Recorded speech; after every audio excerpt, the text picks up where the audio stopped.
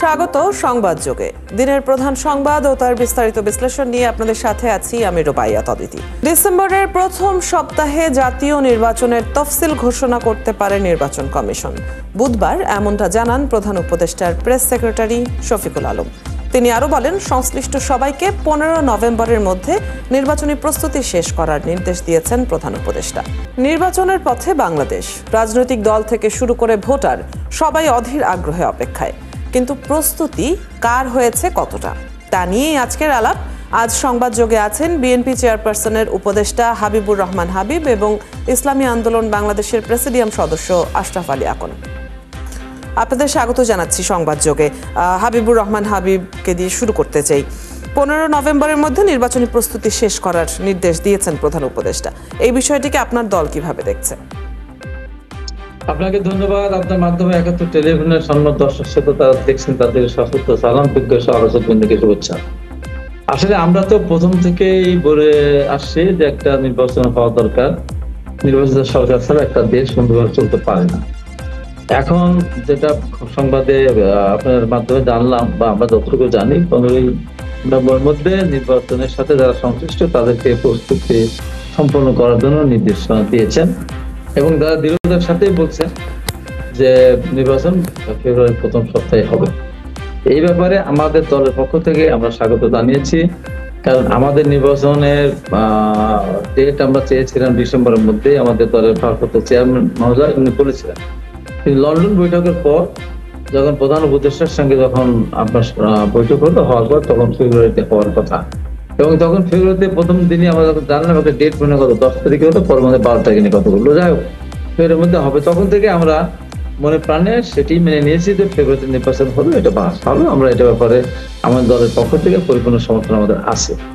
এখন এই নির্বাচন কমিশন সুন্দরভাবে যেন সম্পন্ন করতে পারেন এবং সরকার যেন সেইভাবে তার দৃঢ়তা দেখাতে পারে, তাহলে আমার মনে হয় যে নির্বাচন নিয়ে কোনো সংকট থাকবে না। যদিও এখনো জামাত সহ আরো কয়েকটি দল এখনো তারা নির্বাচনটা না হয় সেই চেষ্টা এখন তারা চালিয়ে যাচ্ছেন এবং বিভিন্নভাবে নির্বাচন পিছানোর জন্য অথবা নির্বাচন না জন্য হয় সে ষড়যন্ত্র কিন্তু এখনো আছে চলমান। আমি পরিষ্কার করে বলতে চাই, যারা এই ষড়যন্ত্রের মধ্যে লিপ্ত থাকবেন, আমি মনে করি নির্বাচন তফসিল যখন ঘোষণা হয়েই যাবে তখন কিন্তু আর এইগুলি মাঠে থাকতে পারবে না। জনগণের আকাঙ্ক্ষা, জনগণ তারা ভোট দিতে চায়, দীর্ঘদিন তারা ভোট দিতে পারেনি।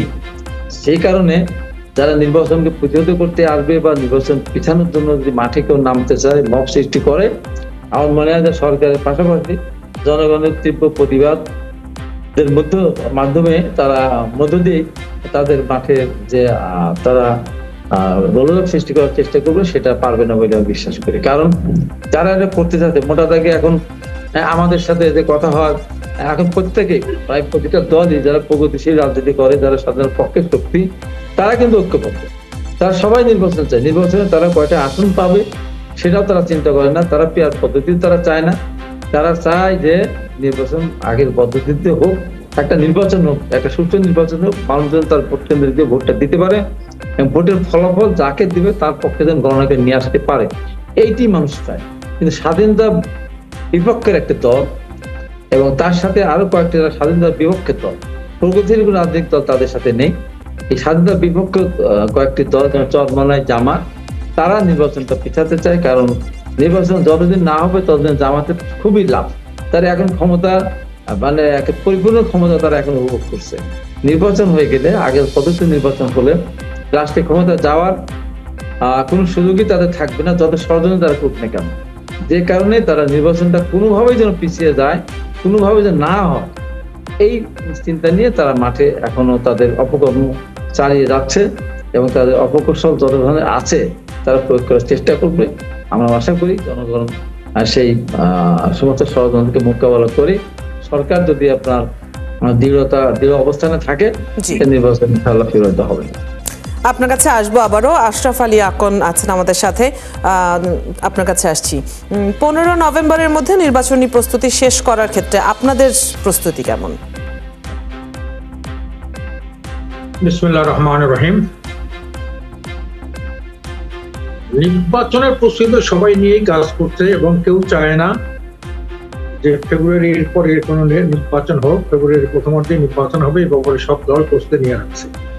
কিন্তু কোনো দল এবং বিশেষ করে বর্তমান অন্তর্বর্তী সরকার এত 15 থেকে ফেব্রুয়ারি প্রথমার্ধে এতবার বলছে, এইটাই কিন্তু ওনার একটা সন্দেহ উদ্বেগ করেছে। এতবার তো বলার দরকার নেই। 15 ফেব্রুয়ারি নির্বাচন হবে, একবার বললেই তো হয়। একটা সরকারি ঘোষণা সরকার বলে, ডক্টর ইউনূস সাহেব বলে, ওনার প্রেস সেক্রেটারি বলে, উপদেষ্টারা বলে, নির্বাচন কমিশন বলে, এত তো বলার দরকার নেই। কাজে এটার মধ্যে ডাল কুসমে কালা হায় এরকম একটা ভাব দেখা যায়। এতবার বলার দরকারটা কি? নির্বাচন এই তারিখে হবে, এই তারিখ হবে। আর কিছু দল আছে চর্বিত চর্বণ করে যে কেউ দল নির্বাচন পাল্টাইতে চায়। একটা দলের দাবি তো থাকতেই পারে, বক্তব্য থাকতে পারে, সেই বক্তব্য নিয়ে মাঠে যখন নামে আর ওনারা একটা অজুহাত দ্বারা করায় যে ওনারা নির্বাচন পাল্টাইতে চায়। নির্বাচন পাল্টাবে কেন? নির্বাচন পাল্টানোর তো কোনো প্রশ্ন আসে না। কিন্তু আমরা বলি একটা সুষ্ঠু নির্বাচন, অবাধ গ্রহণযোগ্য নির্বাচন হয় একান্ত দরকার। কিন্তু আমরা লক্ষ্য করছি যে সুষ্ঠু নির্বাচনের জন্য একটা সংখ্যা বিরাজ করছে, মানুষের মধ্যে একটা আতঙ্ক আছে। এই 6টা ক্ষেত্রে এই আতঙ্কটা বিরাজ করছে। আমরা মনে করি যে আইন শৃঙ্খলা বাহিনীর ভূমিকা প্রশ্নের ঊর্ধ্বে নয়। তারপর হলো 2 নম্বর, ফেসিস্ট দোসরদের সহিংসতা। কেমনে এই যে বারবার মিছিল হয়, এটা হয় সেটা হয়, এখানে হামলা হয়, ওখানে হামলা হয়, এদের এই সহিংসতা কিভাবে বন্ধ হবে? এটা বন্ধ না হয়, এটা সুষ্ঠু নির্বাচনের পথে একটা বড় অন্তরায়। 3 নম্বর যেটা হলো প্রশাসনের অসহযোগিতা। প্রশাসন যেভাবে থাকার দরকার ছিল, সহযোগিতা করার দরকার ছিল, কেউ বলেছে 70-80% প্রশাসনের কর্মকর্তা কর্মচারীরা একটা দলের অনুগামী। কাজে এভাবে যদি নিরপেক্ষ না থাকে তাহলে কিন্তু একটা সুষ্ঠু নির্বাচন এই থেকে আশা করা যায় না। তারপরে আওয়ামী লীগের যে অঞ্চলগুলো রয়েছে সেইখানে কিভাবে নিরাপত্তা প্রদান করে সরকার, এ ব্যাপারে একটা সুস্পষ্ট বক্তব্য সরকারের পক্ষ থেকে আনা চাই। গোপালগঞ্জ থেকে শুরু করে আরো প্রায় 6টা জেলা আছে যে আওয়ামী অধ্যুষিত এলাকা, সেইখানে নির্বাচনটা কেমনে সুষ্ঠু করবে সে ব্যাপারে একটা সরকারের একটা সুস্পষ্ট বক্তব্য থাকা দরকার। কি তাদের প্ল্যান? 5 নম্বর যেটা হলো যে গণভোট বনাম সংসদ নির্বাচন বিতর্ক। এখনো যেখানে প্রধান ঐক্যমত্য কমিশন বলেছে যে আপনার এই যে গণভোটটা হবে নভেম্বরের মধ্যে, আমরা এটা চাই এবং ওনারাও বলছে সংসদের নির্বাচনের আগেই গণভোটটা হবে। এটা নিয়ে এখন একটা বিতর্ক চলছে, রাজপথে একটা বিতর্ক চলছে, বক্তব্য চলছে, একে অপরের মধ্যে বক্তব্য দেওয়া হচ্ছে। যারা নির্বাচনের সংসদ নির্বাচনের আগে যারা আপনার গণভোট চায় তারা নাকি নির্বাচন চায় না। এই যে একটা করা অজুহাত দিয়া, একটা ফিল্ম দিয়া, একটা চর্বিত চর্বণ মূলক কথা বলে এ ধরনের একটা পরিবেশ নষ্ট করা, এটা আমি ভালো মনে করি। 6 নম্বর যেটা হলো নিরপেক্ষ নির্বাচনটা কেমনে হবে? আমরা 53 বছর পর্যন্ত দেখি নাই কোনো কালে কোনো সময় একটা নির্বাচন হয়েছিল সুষ্ঠু। সেই 73 সাল থেকে শুরু করে এই 24 সাল পর্যন্ত, তার মধ্যে 91 সালের নির্বাচন হয়েছিল, তুলনামূলক অনেক ভালো নির্বাচন। কিন্তু সেখানে কিন্তু বিএনপি আওয়ামী লীগ সেই নির্বাচনের মধ্যে একটা সূক্ষ্ম কারচুপি একটা আপনার একটা থিম দ্বারা করেছে তারা।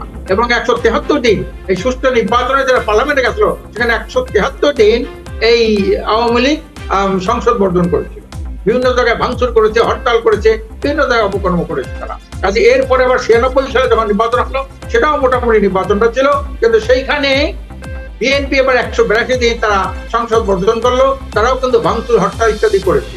কাজে এই দিক থেকে যারা শান্তিকামী, মুক্তিকামী, দেশপ্রেমিক মানুষ তারা শঙ্কিত যে 53 বছরের মধ্যে যে ধারায় নির্বাচন চলে আসছে সেই ধারায় যদি নির্বাচন অনুষ্ঠিত হয় তাহলে কখনোই একটা সুস্থ অবাধ গ্রহণযোগ্য নির্বাচন হবে না।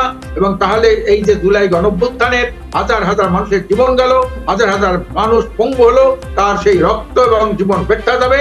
আর এই যদি গণঅভ্যুত্থান যদি ব্যর্থ হয় একবার, তাহলে কিন্তু একটা গণ বিপ্লবের একটা সূচনা করবে বলে আমরা মনে করি। আপনার কথা ধরেই আমি এখন একটু হাবিবুর রহমান হাবিবের কাছে জানতে চাই, গণভোট প্রসঙ্গে আজকে যে আলোচনাটি হয়েছে সেটি কিন্তু হয়ে আসছে বিগত কয়েকদিন ধরেই। কোনো কারণে জাতীয় নির্বাচন ঠিক সময় না হলেও গণভোট আগে দিতে হবে, তো এই যে দাবিটি, এটি নিয়ে আপনার মন্তব্য শুনবো। এটা নিয়ে আমার পরিষ্কার বক্তব্য, যারা জাতীয় নির্বাচনে গণভোট চায় তারা মূলত জাতীয় নির্বাচন চায় না। এই গণভোট আপনার যদি জাতীয় নির্বাচন আগে হয়, আমি আপনার নিশ্চিত করে বলতে পারি এই গণভোটে উপস্থিতির সংখ্যা হবে খুবই কম, খুবই কম। কারণ মানুষ একটা জাতীয় নির্বাচনের 1 মাস 1.5 মাস আগে আর একটা ভোট কেন্দ্রে যাবে তারা, এটা যেমন তাদের ভিতরে অনীহা থাকবে। পাশাপাশি একটা নির্বাচন অনুষ্ঠিত করতে মিনিমাম 2,500 কোটি টাকা লাগবে। জাতীয় সংসদ নির্বাচন আর গণভোট একই জিনিস, অতগুলি কেন্দ্রই থাকবে, ব্যালট পেপার কিছু কম বেশি থাকবে, কম থাকবে এই আর কি। তো সেখানে ভোটার সংখ্যা খুবই কম উপস্থিত হবে এবং সেই ভোটার সংখ্যা কম উপস্থিতির মধ্য দিয়ে এই যে জন আকাঙ্ক্ষা, এই যে শহীদদের আত্মার প্রতি সম্মান প্রদর্শন করা, এবং সেই কারণে গণভোট, তো এই গণভোট যদি ভোটার সংখ্যা অনুপস্থিত হয় গণভোটে, তাহলে শহীদের আত্মার প্রতি কিন্তু অবমাননা করা হবে। কেউ নিজে উপজাত হয়ে ওই গণভোট দিতে কেউ যাবে না কেন্দ্রে। তাহলে কি করবেন? তাহলে কি বেশি করে দেখানোর জন্য আওয়ামী লীগের মতো 5% 7% ভোট কাস্ট হবে, পর 2 দিন পরে বললেন 43% কাস্ট হয়েছে, বা দিন শেষে বললেন যে এত পার্সেন্ট, তারপর ভোর রাত্রি বললেন যে 38% ভোট কাস্ট হয়েছে। সেই কাজ করবেন? সেই কাজ করলে কি শহীদের আত্মা শান্তি পাবে? আমি নিশ্চিত করে বলতে চাই, এই গণভোটের কথা যারা বলছে নির্বাচনের আগে, তারা নির্বাচনও চায় না, তারা শহীদের আত্মাকে সম্মান জানাতে চায় না। যারা এই কথাগুলো বলতেছে তাদের ভোটের পার্সেন্টেজ কত পার্সেন্ট মানুষ, তার এই দেশের মানুষের ধারণ করে কত পার্সেন্ট? অন্য কোনো মানুষ কিন্তু এই একই দিনে গণভোট হলে সেখানে মানুষ তো ভোট দিতে যাবে, তখন এই গণভোটে হ্যাঁ না যেটাই হোক সেটা পক্ষে সেখানে ভোট করবে বলে বিশ্বাস করবে। তার বাইরে যদি কেউ এটা করতে চায়, যারা নির্বাচনে কোনোদিনও যেতে নেই, একটা আসনও যারা জীবনে পায় নাই, তারা যদি এখন মনে করে যে এই দেশে তারা যা বলবে তাই হবে, গণভোটে মানুষ একদম লাইন ধরে গিয়ে ভোট কেন্দ্রে যাবে, এটা কিন্তু মোটেই বাস্তব না। সেই জন্য বলি যে গণভোট নির্বাচনের আগে হওয়ার কোনো প্রশ্নই ওঠে না। আচ্ছা, এটি কেন চাওয়া, এই দাবিটির পক্ষের যুক্তি আমি একটু আশরাফ আলী আকনের কাছ থেকে জানতে চাইবো যে জাতীয় নির্বাচনের আগে গণভোট হলে কার সুবিধা, বিশেষ করে জনগণের কি সুবিধা দেখতে পাচ্ছেন আপনারা? এটা ঐতিহাসিক একটা দৃষ্টান্ত। গণভোটের সাথে জাতীয় নির্বাচন বাংলাদেশে কখনো হয় নাই। যতবার 3বার যে গণভোট হয়েছিল তা কিন্তু সংসদ দিবসের আগেই হয়েছিল। যেমন জিয়াউর রহমান সাহেব একটা করছিলেন, এরশাদ সাহেব একটা করছিলেন, তারপরে সব মিলিয়ে একটা প্রেসিডেন্সিয়াল পদবি থেকে সংসদীয় পদে সরকার, তখন কিন্তু এটা আলাদা হয়েছিল। ওনারা যে কথাটা বলছেন টাকা যায় 2,500, এদেশে অর্ধলক্ষাধিক লক্ষ টাকা দুর্নীতিবাজরা চুরি করেছে, তারপরে এই মানে কি বলে বাণিজ্য ধ্বংস করেছে, ব্যাংক লুট করেছে।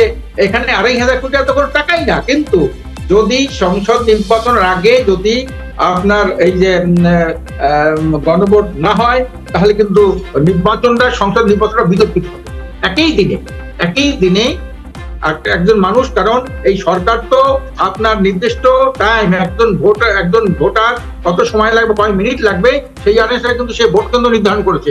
এখন যখন 2টা ব্যালট হবে, তখন কিন্তু এখানে সময় অনেক বেশি লাগবে। সেই হিসাবে কিন্তু নির্দিষ্ট টাইমে এই সংসদ নির্বাচনটা হবে না। কাজে ওনারা যেটা বলেন, বারবার এই চর্বিত চর্বণ করে, যারা যারা চায় তারা নির্বাচন চায় না। এই কথাটা কেউ কোনোদিন বলে না।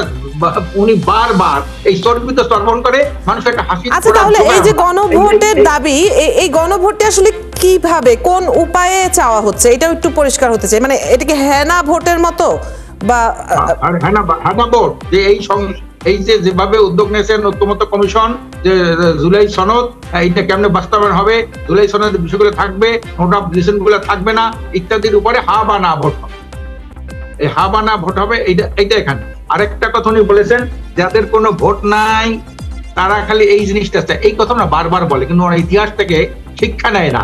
এটা হলো এই দেশের রাজনীতিবিদদের দায়িত্ব, হলো চরিত্র। এরা মিথ্যা কথা বলে, গোজামিল দিয়ে কথা বলে, তারপরে এরা অতীত থেকে শিক্ষা নেয় না, এবং এদের কোনো চরিত্র নাই। আপনি জানেন, বাংলাদেশে যত আমরা দল দেখেছি, সেখানে কিন্তু বড় দলের কোনো অস্তিত্ব দীর্ঘমেয়াদী ছিল না। যেমন প্রথমে বড় দল ছিল মুসলিম লীগ, কিন্তু 7 বছরের মধ্যে মুসলিম লীগ শেষ, এর বরত্ব শেষ।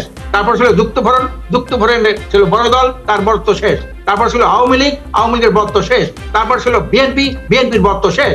তারপর ছিল জাতীয় পার্টি শেষ। ওনারা যে বড় দল দাবি করে, ভোটের আগে কিভাবে না বড় দল দাবি করে, এবং ওনাদের যে অবস্থা, সারা দেশের যে অবস্থা, ওনারা তো অনেক বড় বড় নেতারা খুব চিন্তিত যে হিসাবে যেসব অপকর্ম, লুট তরাস, তারপর হলো ভূমি দখল থেকে শুরু করে চাঁদাবাজি টেন্ডারবাজি করতেছে, তাতে জনগণ ওদের ভোট দেবে কিনা এবং কয় % ভোট ওনারা পাবে, হ্যাঁ, এই হিসাব নিকাশ যদি ওনারা সত্যিবার করেন তাহলে ওনারা বারবার বলে না যারা ভোট নাই তারাই শুধু গণভোট আগে চায়। এর আগে বলছেন পিআর এর দাবি চায়, তারা কোনো নিজের কোনো ভোট নাই। তাহলে পিআর এ যারা দাবি করে ভোট নাই, তাহলে তো ওনাদের সুবিধা তো। আপনার কথাটি পরিষ্কার হয়েছে, আপনার কথাটি পরিষ্কার হয়েছে এবং এই বিষয়ে হাবিবুর রহমান হাবিব কিছু বলতেও চাইছেন। আমি বলতে চাচ্ছি যে তার মানে কি স্বাধীনতা বিরোধীরা রাষ্ট্রে ক্ষমতা আসতে চায়? তারা মিথ্যা কথা তারাই বলে, তারা একবার এক কথা বলে আরেকবার আরেক কথা বলে, আমরা তো এক কথাই বলি। আর উনি জানেনই না, উনি ইতিহাসের সাথে সম্পর্ক নাই, ইতিহাসের সাথে সম্পর্ক নাই। কারণ এরশাদ সাহেবের গণভোট ছিল একটা ইস্যুর উপরে, সে ক্ষমতায় ততদিন থাকবে যতদিন একটা নির্বাচন না হবে, একটা এজেন্ডার উপর গণভোট হয়। তারপরে শহীদ জিয়া রহমানের সময় একটা এজেন্ডার গণভোট হয়েছে এবং নির্বাচনের বহু আগে। তারপরে একটা গণভোট হয়েছে 91 সালে, সেটা রাষ্ট্রপতি সাহেব সরকার থেকে সংসদে ফিরিয়ে আসার জন্য একটা গণভোট হয়েছে। উনি তো আইডিয়াই তো ওনার নাই। আর এখন 1.5 মাস পরে একটা নির্বাচন যেখানে ঘোষণা করেছে নির্বাচন কমিশন ফেব্রুয়ারিতে, সেখানে তার আগে একটা নির্বাচন, উনি তো এই আইডিয়াই নাই, গণভোট সম্বন্ধে আইডিয়া নেই, গণভোট কাকে বলে সেই বিষয়ে ওনাদের কোনো জ্ঞান নেই। যে কারণে ওরা ঘুরে ফিরে বিএনপিকে ওরা চাঁদাবাদ দখলবাদ এগুলি ওরা বলবে। আপনি তো আশরাফ আলী আকনের কথার উত্তর দিলেন।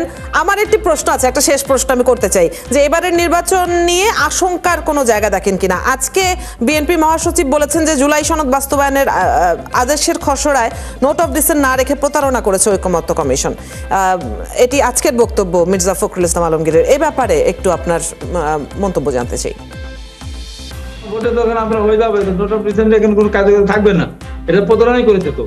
এবং এটাও বলতে চাচ্ছি যে এই যে যিনি এই যে ঐকমত্য কমিশন চেয়ারম্যান আলী সাহেব, ওনার তো এই দেশে কি, উনি এই দেশের নাগরিক, উনি তো ওনারা বিদেশে এখানে ফর্মুলা সৃষ্টি করে এখানে জনগণের সাথে ধোঁকা রাজনীতি এখানে শুরু করেছে। এখানে তারা দেশটাকে তো অশান্ত এর মধ্যে তারা নিয়ে যেতে চায়। তাদের কোন অবদানটা আছে বলেন তো থেকে এই দেশে? এই লোকগুলিকে আন্দোলন সংগ্রাম কোনোদিন ছিল বাংলাদেশে? এই সরকার আমরা তাদেরকে একটা পর্যায়ে তাদেরকে আমরা এখানে সরকারে আসার সুযোগ এবং বিভিন্ন কথা করা হয়েছে। উনি যেদিন দায়িত্ব নিয়েছেন সেদিন আমি বলেছিলাম ওনার কোনো অধিকারই নাই বাংলাদেশে এই ধরনের একটা কমিশনের চেয়ারম্যান হওয়া। তা কি অবদান আছে তার এই দেশে? উনি তো এই দেশের ধ্যান ধারণের সাথে পরিচিত না। উনি মার্কিন থাকেন, ওখানে বিশ্ববিদ্যালয়ে পড়ান, তাই ওই দেশের ধ্যান ধারণে উনি গড়ে উঠছেন। এখানে ওনার কি আছে? আজকে যেটা করলো আপনার এইটা অবশ্য প্রস্তাবনা দিয়েছে সরকারের কাছে, যে আপনারা যদি প্রস্তাবনা দিয়েছে যে ভোট এরকম না হলে এটা হবে না সেটা হবে না, যেটা একটা অবাস্তব কিছু জিনিস এর ভিতরে তারা ঢুকে কাল একটা প্রস্তাবনা দিয়েছে। এই ব্যাপারে আমাদের মহাসচিব যেটা বলেছে সত্য কথা বলে, সঠিক কথা বলেছে। এই যে গণভোট টনভোট এগুলি নিয়ে এই যে আপনার নির্বাচন নিয়ে যেগুলি আপনার এখানে আলোচনা আসছে, দীর্ঘদিন পরে এখানে একটা ভোট হচ্ছে এবং এখানে মানুষ ভোট দিতে পারে না, তখন আমাদের সবারই উচিত ছিল একটা সুষ্ঠু নির্বাচন এই দেশে অনুষ্ঠিত করা। তারপর পর্যায়ক্রমে আমরা সামনের দিকে এগিয়ে যাবো। এখানে এই যে এতদিন ধরে মাঝখানে একটু আরেকটা প্রশ্ন করতে চাই। আপনারা তো জুলাই সনদে স্বাক্ষর করেছেন আনুষ্ঠানিকভাবে, তো আপনাদের কায়দা মতো যদি সেটি বাস্তবায়ন না হয় তাহলে এরপরে আপনাদের পদক্ষেপ কি হবে? না, আমরা তো আমাদের মতো করে আমরা সব ছাড় দিয়েও আমরা তো একটা নির্বাচনের পথে আমরা যেতে চাই। কিন্তু একটা নির্বাচন না হলে আপনার ক্ষমতা গেলে নামে ক্ষমতা বড় বড় দেশটাতে ধ্বংস হয়ে যাবে। আমরা দেখেন তো জিডিপি পরিস্থিতি কোথায় চলে যাচ্ছে, একটা ইনভেস্টমেন্ট নাই, কোনো কিছু নাই, দেশের মানে আইন শৃঙ্খলা অবনতি দিন দিন আপনার অবনতি হচ্ছে। তাহলে এইভাবে একটা দেশ চলে? পৃথিবীর কোনো দেশ আছে বছর পর বছর নির্বাচন? হ্যাঁ, সেটা একটা সামরিক শাসন জারি করে, সেটা একটা শাসন। কিন্তু এইভাবে একটা অনির্বাচিত সরকার, এখন এই সরকার কি দীর্ঘদিন টিকে থাকে? তাহলে এই দেশটাকে সামনে এগিয়ে যাবে?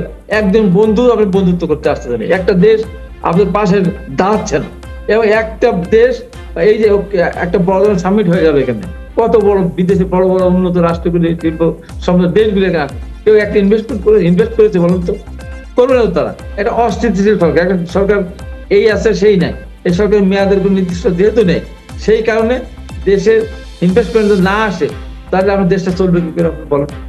এই কথা তাদের, এই কথা এই যে আমার ভাই, আমার প্রিয় ভাই এবং জামাত তাদের যে কোনো মূল্যে তারা জি। দেখাতে চায় স্বাধীনতা যুদ্ধে আমরা বিরোধিতা করেছিলাম, বাংলাদেশে আমরা চাইনি, আমরা লক্ষ লক্ষ মানুষের রক্তের হোলি খেলেছি, বাড়িঘর জ্বালিয়ে দেওয়া হয়েছিল, মা বোনদের ইজ্জত ধ্বংস করেছে, নষ্ট করেছে যারা, পাকিস্তানি আর্মিদের সাথে যারা আপনার শান্তি কমিটি করে মা বোনদের পাকিস্তানি আর্মিরা তুলে দিয়েছিল, যারা আপনার আল বদর আসাম বদরবাণী সৃষ্টি করেছিল, তারা দেখাতে চায় এই বাংলাদেশ আমরা চাই নাই, সেই বাংলাদেশ আমরা শাসন করতে চাই। জি, আবার পাকিস্তানের সাথে মনে compromise হয় করতে চাই।